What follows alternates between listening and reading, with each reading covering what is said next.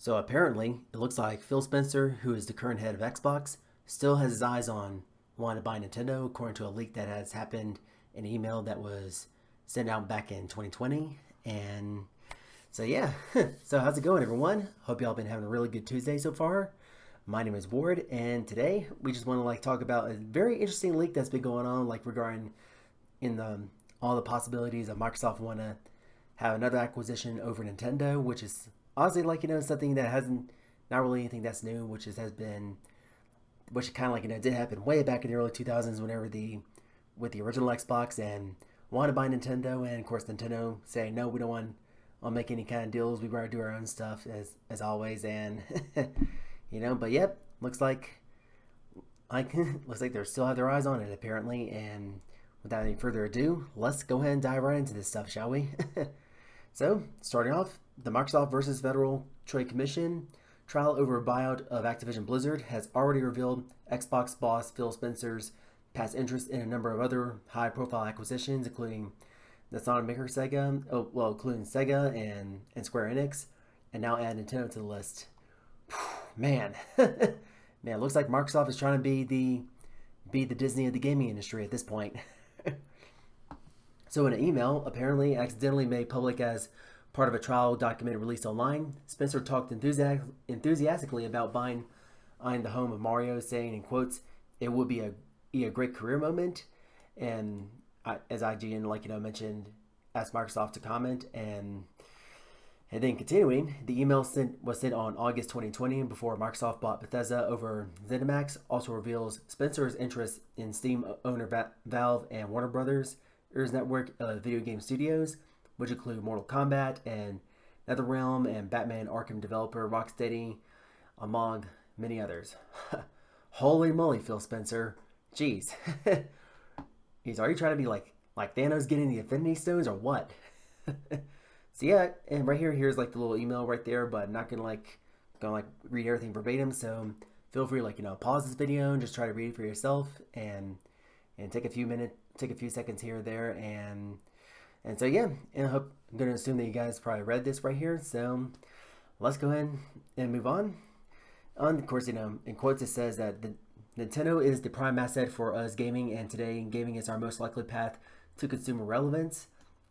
And I have numerous conversations with the ELT of Nintendo about tighter collaboration, and feel like if any US company would have a chance with Nintendo, we are probably in the best position. And however, Spencer outlined a number of blocks on the merger, including the fact that Nintendo seemed uninterested in selling up. Of course, no surprise, because Nintendo's still going strong, doing their own stuff, releasing their own consoles, and creating really good first party support, which they have been doing over the years, and and Nintendo is sitting in a big pile of cash, Spencer said, and well, I guess he's right about that, and was apparently happy with his current position. And as a result, Spencer said he could not see an angle on a buyout in the short term, adding in quotes that he does not think a hostile action would be a good move. So we are playing the long game. Well, I guess that's really good strategy, Spencer, but I personally any doubt that this would actually happen. But so Spencer also mentioned that Valve as an opportunity. Valve is privately owned, with ex-Microsoft employee Gabe Newell known the place as president and estimated to own at least 1/4 of the company. Clearly, that one failed to go anywhere. And at the time this email was sent in August 2020, Microsoft was engaged with the active discussion to buy Warner Brothers Interactive and ZeniMax. The issue was buying Warner Brothers Interactive, Spencer pointed out, is that Microsoft would not own any of the intellectual property, such as for DC superheroes. Then he said in quotes that he won't say Warner Brothers or Zenny is Nintendo. But both are for sale and gettable by us if things align.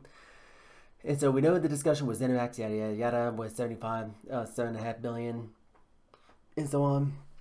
And then Spencer concluded his email returning to the subject of Nintendo, and he stated, "At some point, getting Nintendo would be a career moment, and I honestly believe a good move for both companies. It's just making a long time for Nintendo to see that their future exists off of their own hardware, a very long time."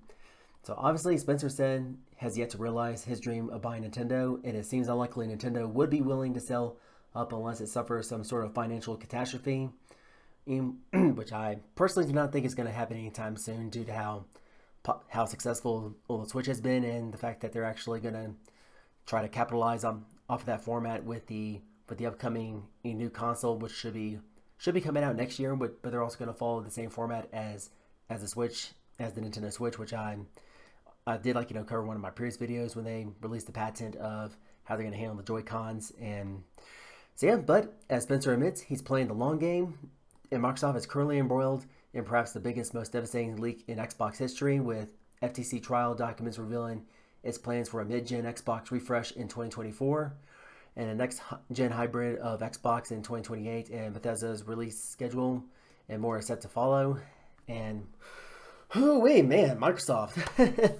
I gotta say, it looks like they are still not very content with what they have, despite like how successful Starfield has been, and acquiring Activision and all these other companies and Rare Studios, and man, and the list just keeps going on. But yet, I gotta say, if they're really gonna try to do what they can to actually try to get to acquire Nintendo, then I guarantee it's gonna be a really huge fish to catch, because as we all know, Nintendo, like, basically they're still going strong with the way they run their business. Such as, sure, we may not agree with everything that Nintendo has done in terms of like saying they're not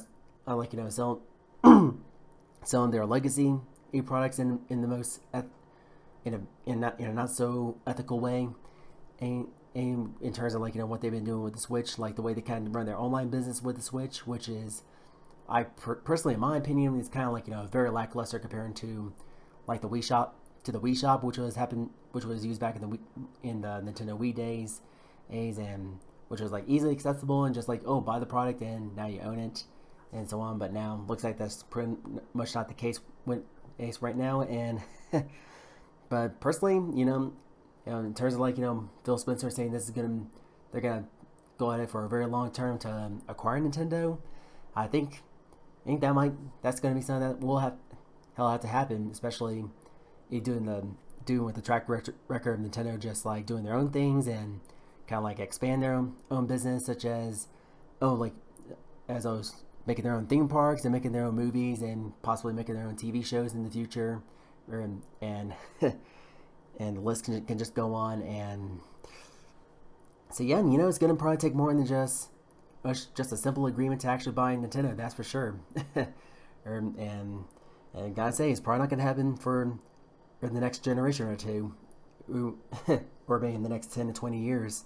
But we'll see how this all plays out, and looking forward to see how this is going to happen. And so yeah, that's going to be it for today's video, guys. And if you found this video to be helpful and informative, then be sure to drop a like as always, and subscribe for more content like this. Hit the bell to be notified whenever my next video is going to drop, and get your own thoughts or opinions on Microsoft still wanting to try to acquire Nintendo, and whereas it will be a good idea, or a bad idea, or will just be a huge recipe for disaster, or how you want, whatever you guys think. Then go ahead and down in the comment section below and get a discussion going, because I would love to hear your thoughts on this. And again, thank you so much for tuning in, and we'll catch you all in the next one.